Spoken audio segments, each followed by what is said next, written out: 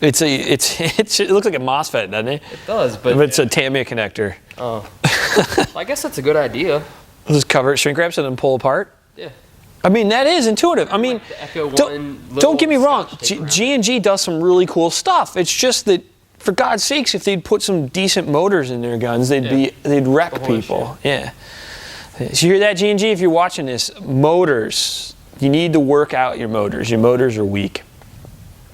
I think I'd even pay an extra $10 or $15 a gun if you put even just a slightly better motor in there. That's all motors cost. Mm-hmm. I mean, and there's not like there aren't any available on the market. There are tons of them. No, there's plenty of them out there. A contract out to Golden Eagle or whatever. Yeah, like G&G Blue, JG Blue. Yeah. All right, guys. Ray again here at 321 Airsoft, and this is part 2 of the G&G MP5 breakdown. And we just did the video where we took the body apart on it, and now we're gonna take this apart. Now, if you notice on this gearbox, we were talking about this. This is not a MOSFET. Some people saw this shrink wrapped on there, and they're like, "Oh my God, a combat machine with a MOSFET." No, that is a Tamiya connector, and they shrink wrapped it, which is a really smart idea. It keeps it from getting pulled apart. Tamiyas are notorious for getting ripped out, especially on stocks. People try and take their battery out and they pull it apart here.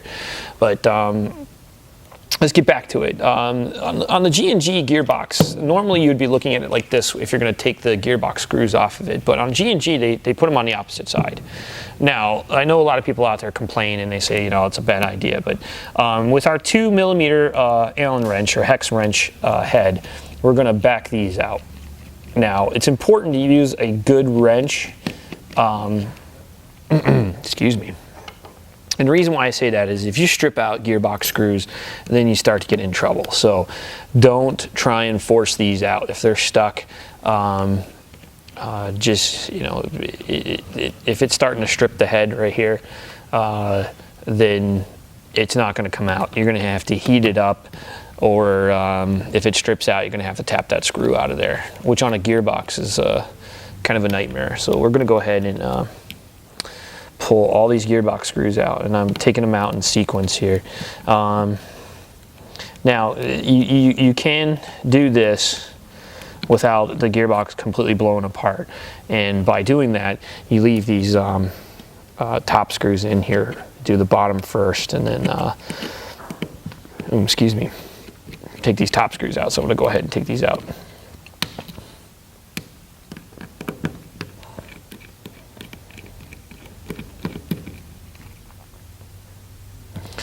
And we're getting to the point where we're going to decompress this gearbox. And I like to take out a punch that's small that'll actually fit in the back here, like that. But once we get all these screws out, I'm going to loosen these up. Now at this point, it's good to keep your hand on the gearbox when you get this last screw out of there. And the reason for that is it's under pressure because the spring is in there. And you don't want the gearbox to pop apart on you. So just kind of keep it pressed together. I mean, it's not dangerous, it's not going to explode on you. But I have seen people shoot the spring guide halfway across the room. So you're going to take your punch or your screwdriver, you're going to put it in that hole in the back where the screw attaches to the spring guide. I like to take it and then lift it up. Lifting it up puts pressure down on the spring guide, holds the spring against the side of the gearbox, and then you just put your finger on the tops here and your finger on the cylinder. You're going to press down on the cylinder and pull the top of the shell apart simultaneously. And boom, you've got it. Now hold the cylinder down, and with that piece, pop the spring guide back, pull it out. Oh, the cylinder came with it, but there you go. It's that easy. Let's just tap it's kind of turned up. But you know, this is where we start taking the gearbox apart, and put your shell off in someplace safe. This is what we do. Get your dental pick, hold down this tappet spring. It's the spring that attaches to the post right here. And let me go ahead and do this. Let me bring that back on there, and then we're gonna zoom this in so you can see this a little closer. How's that sound? So.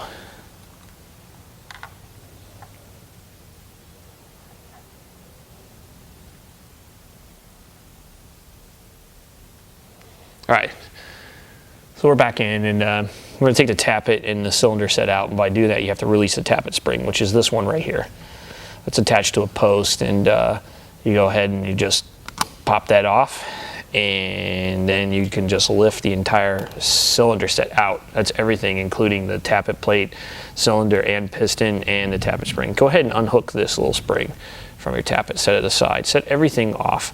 Now on inspection it looks like everything's good on here. Teeth are still good. There's a little bit of grease in there. I don't know what this is. It's like a piece of funk in there. But we'll go ahead and test this for compression before we put it back in there and all that jazz. But this gives you an idea of how to take the cylinder set out of a gun. Go ahead and set it off to the side. And this usually happens. The anti-reverse latch pops out. Go ahead and put that off to the side. Make sure you don't lose a little spring that's attached to it. And if you want to remove your trigger assembly, just push down on the top of it and then kind of lift it up. Excuse me, let me get this out of here. Wow, this one does not want to come out of here. Ugh, it's weird. But there we go. I just knocked all the gears out. But make sure you don't lose that little spring that goes with it. You just lift it up. This one was a little tight in there, but it should just pop up. And then the gears pop out of place. It's no big deal. Just make sure you don't lose your shims or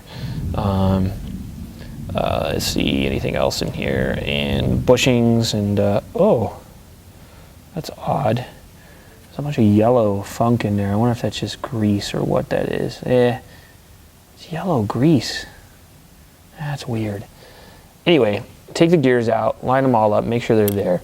If you guys are ever curious as to what they are, this is your sector gear. Sector gear is the gear that goes up against the piston. The sector gear is your timing gear, and it also pulls your tappet plate and gives you semi-automatic. It hits the cutoff lever on the bottom. There's a little tab down here. Wow, really? The phone hasn't rung all day. So anyway, that tab spins and then it hits this. And when it hits this, it flips the switch out of place, and that's what gives you your semi-automatic. When you're in full auto, it moves this, selector moves this out of place, and the gears just spin freely and it doesn't cut it off. This is your spur gear.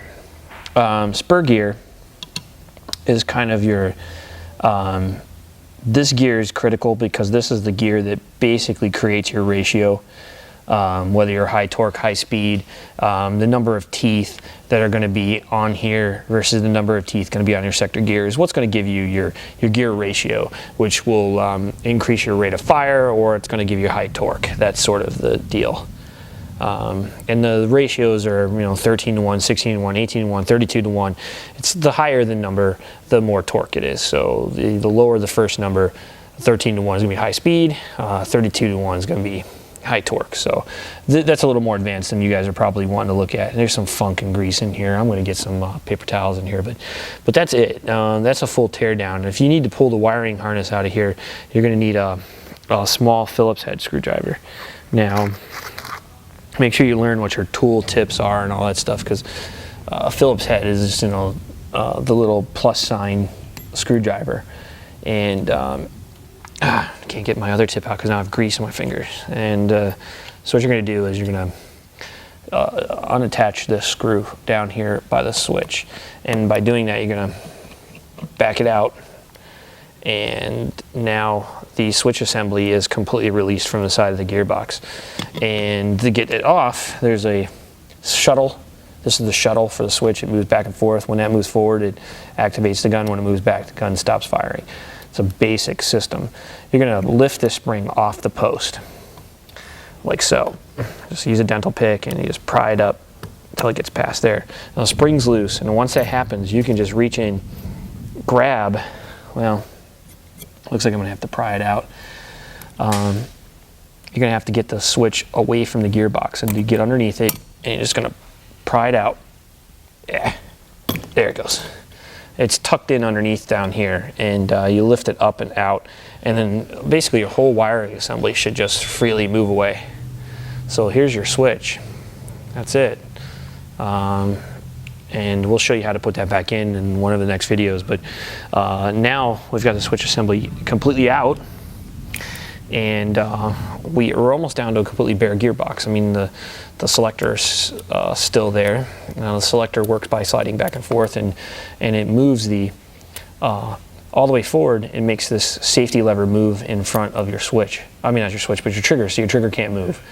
And then it also moves forward and deactivates the cutoff lever, which is right here. So if you need to take the cutoff lever or replace the cutoff lever, it's easy to do. You just take out that screw, remove it, and put it back in. And also make sure that this little spring right here is in good shape, because when you lose your fully automatic, I'm sorry, let me take that back. If you lose your semi-automatic, it's possible that this spring right here is missing or damaged, or it needs to be replaced. So replace that, and sometimes that fixes the problem, and sometimes this wears down. So those are the places you can look for trouble. And I hope that gives you some insight on how to disassemble a gearbox. Make sure you, once you've got the gearbox apart, you inspect areas like here, the corners. Now these windows are rounded so that it prevents premature cracking, but they tend to crack right where I'm pointing here. Inspect that, make sure there are no cracks starting, because once that happens, the whole front of your gearbox can break off. And I know that you can use sorbothane as a measure to prevent that, and some of the cylinder heads have like a rubber bumper on it. That is not sorbothane, that is just high density rubber. Sorbothane is a little spongier and it's a little thicker, and it does absorb some of the impact. And we'll go ahead in the future and go ahead and show you a mod on how to do that. But take a look, make sure it's not cracked in here, and then everything should be good. But that's it. The best thing you can do at this point, go through here and make sure there's no debris in there or broken parts or anything like that. Just clean everything up nice, and we'll go ahead and move on to our next video. So in the next part, you'll be able to see us with a cleaned up gearbox reassemble, and then we'll reassemble the gearbox and we'll put it back in the body. So make sure you watch the next part, and subscribe to our channel. Thanks for watching, guys.